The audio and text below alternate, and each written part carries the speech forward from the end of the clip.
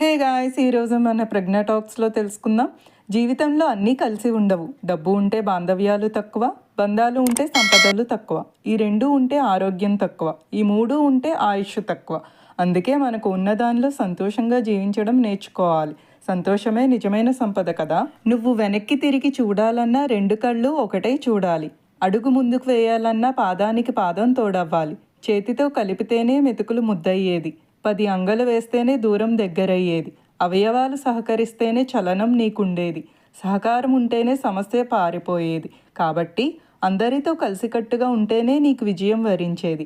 కొన్ని విషయాలను మన మనసు నుండి ఎంత తొందరగా తీసేస్తే మనకు అంత మంచిది. లేదా కొన్ని రోజులకు అవి మనం మోయలేనంత బరువుకు చేరతాయి. ఒక అద్భుతమైన ఆలోచన.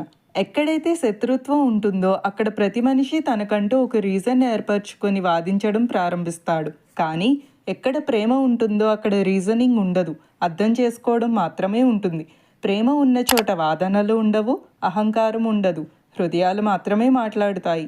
ప్రేమ ఉంటే కారణాలు అవసరం ఉండవు. Love does not need reasons, but hatred always searches for reasons. ఈ వీడియో నచ్చితే please like, share and subscribe.